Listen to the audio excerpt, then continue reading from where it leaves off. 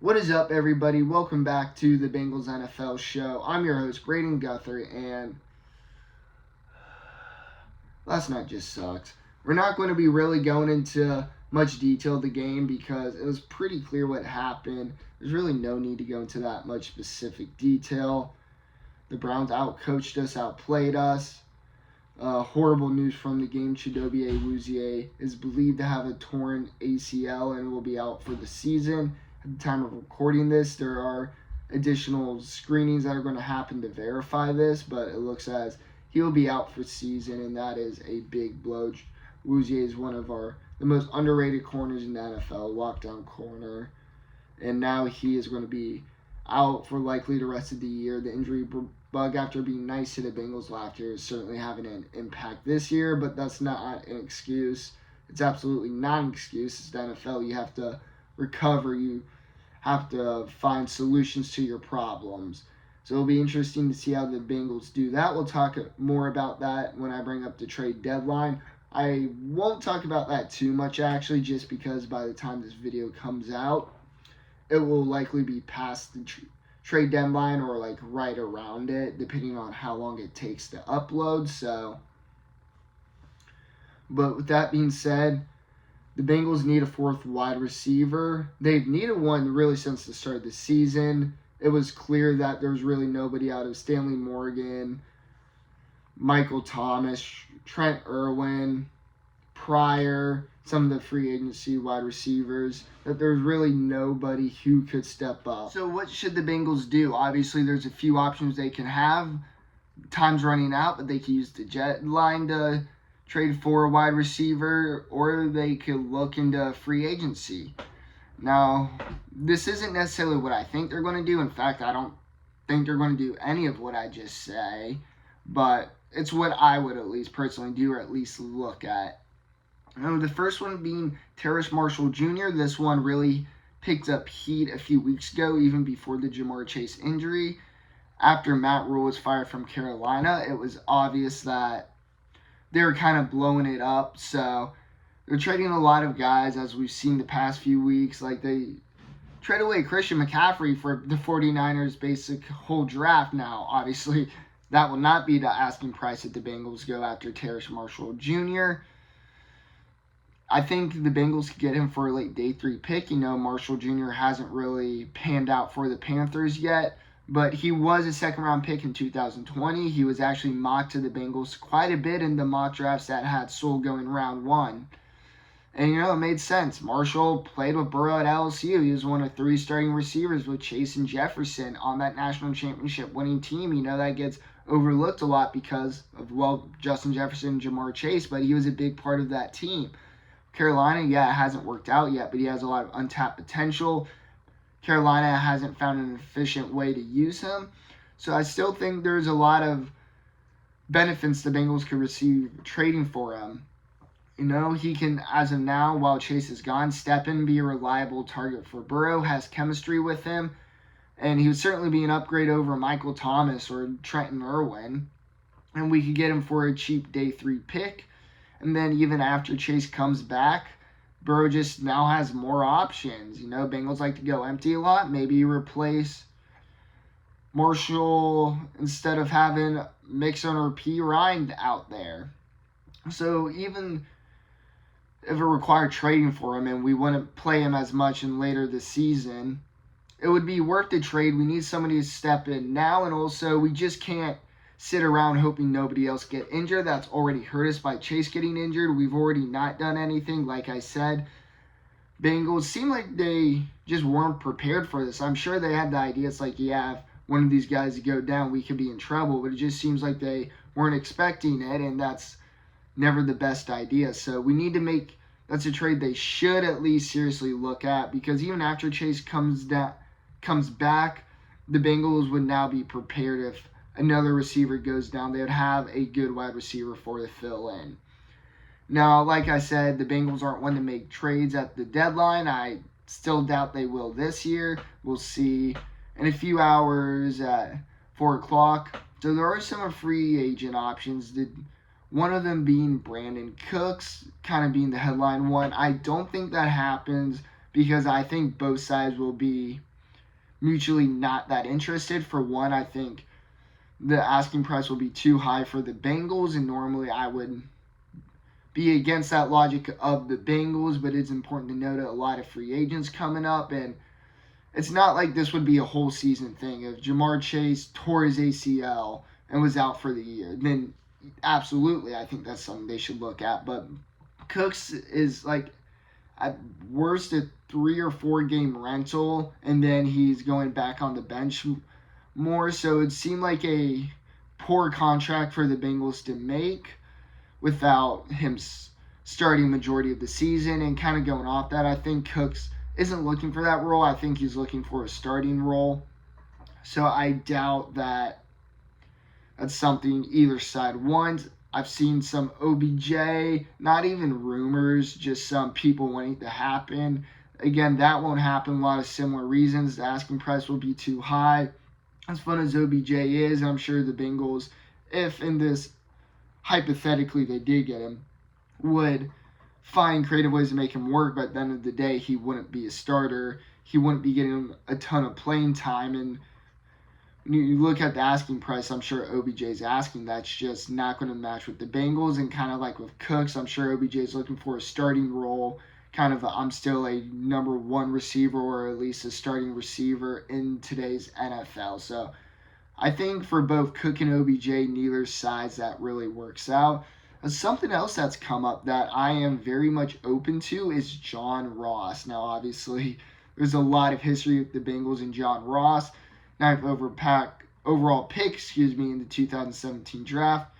Marvin Lewis kind of destroyed his confidence, made it very obvious that John Ross was not a pick made by him. But yeah, you know that Marvin Lewis and the way he just kind of treated Ross his first few years really took a toll on his confidence. Like there was one time, it was either a game in his rookie or his second year where he had a singular bad play, and Marvin Lewis in the press conference went out of his way to criticize John Ross for that. So, I mean, there's a lot of, I don't want to say bad blood, especially with the new coaching staff. But it would be interesting to see if Ross would even want to come back, or if the Bengals are thinking about that. Even though it is different coaching staff, well, technically, Ross was here the first year of Zach Taylor, and he certainly did get some targets. So maybe there isn't that much bad blood since Zach Taylor came in, but it would be interesting to see if he is open to it and would want to re-sign with us. That's something I think is certainly not the worst idea. It's not my option 1, but it's not like in these scenarios we're given a lot of great options, you know? Whether how good he is or not, he has speed, and no matter what, defenses have to respect that.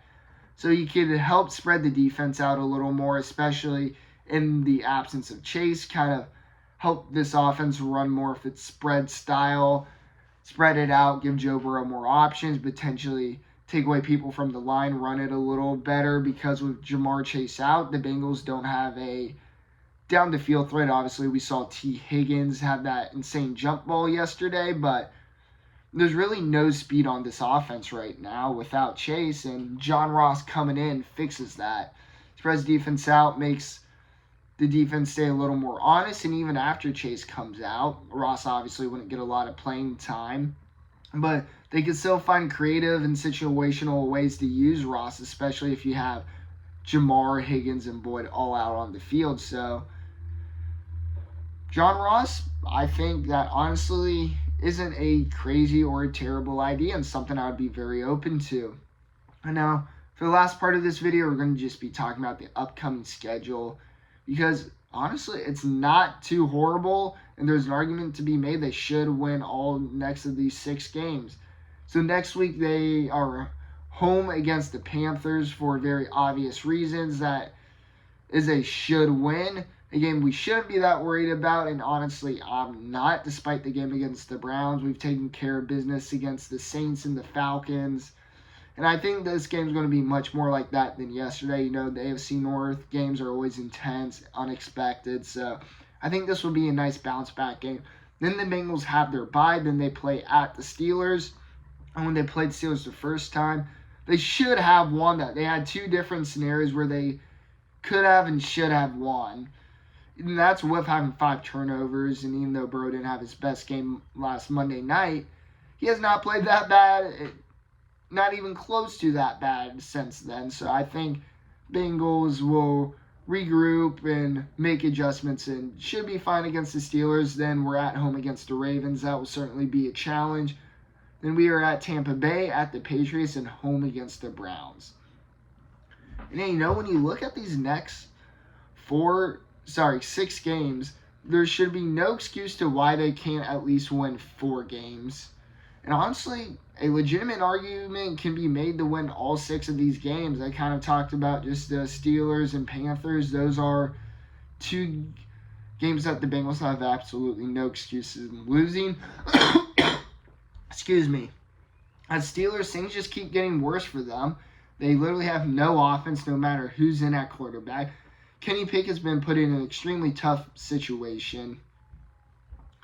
So, those 2 games are must-wins, and I think we'll win. Ravens, we're 0-3 in the division, so we cannot afford another division loss, especially if it's going to be the team we're contending against. We cannot be 0-2 against them and 0-4 in the division. That makes it so much more difficult to win the division and even make the playoffs. Tom Brady should have stayed retired. He's been struggling tremendously all year. Patriots have really struggled. A lot of unknown with Mac Jones and Bill Zappi. And there's no reason for us to lose to the Browns and play the way we did last night. And I think when we do play them at home, even when they have the rapist Deshaun Watson, I think the Bengals will be fine and they'll rebound nicely at home despite the history. But these next 6 games, the worst of worst, 4-2. I'm hoping it can be 5-1 and maybe even 6-0. It is certainly possible. When you have a team as talented as the Bengals, even with Jamar Chase and Awuzie out, they should win games like these. Because if they don't win games like these, they're certainly not going to do too hot against the teams like the Bills and the Chiefs. So we're just really going to have to see how the Bengals just respond. And if the Bengals don't respond in these next 6 games, that could be very problematic for the playoff push. You can't go against teams like the Panthers, the Steelers, who we've already lost to once, and other teams like the Patriots, and lose to them and then go 3-3 on this next 6-game run. So the Bengals need to start winning these easier games. They did against the Jets, they did against the Saints and the Falcons, but then they also lost to the Cowboys and the Steelers, and those were beginning of the season. The Ravens loss is forgivable, but the last night wasn't forgivable. So there's still a lot of inconsistencies, a lot of missing puzzles on the offense. The offense should not be struggling this much without Chase, as I said. So the Bengals need to figure out. Zach Taylor needs to figure it out. He coached a pretty poor game, While the players are playing, he did not come up with an effective game plan to come up without Jamar Chase. It was a very plain and simple offense, one the Browns adjusted too early. So, Bengals, like I said, they need to at least go 4-2, ideally 5-1, if we want to make a legit playoff push. And if we're as talented as we are, even with the absence of Chase for a few more games, there's no reason to think that 6-0 during the next 6 games is unrealistic. But we need to find consistency. We can't keep abandoning the run game so early, especially without guys like Chase.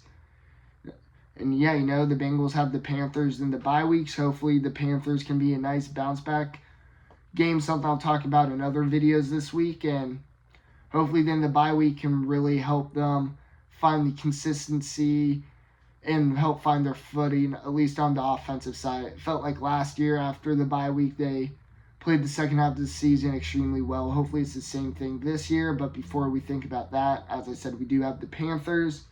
Hopefully the Bengals respond well, and it starts with the Panthers this week.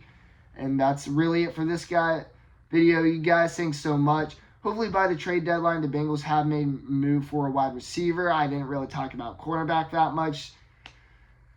But it is important. Hopefully the Bengals will at least sign a free agent cornerback. Now, that could very well be a practice squad guy.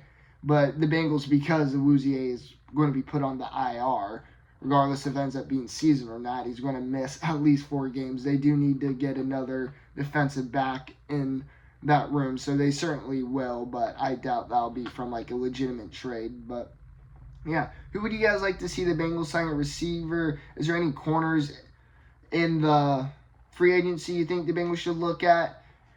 And who knows, maybe by the time this video is posted and the trade deadlines happen, the Bengals have made some move, but we shall see. Thank you guys so much for watching. If you enjoyed this video, give it a like. It helps me out so much, and you can subscribe to me here.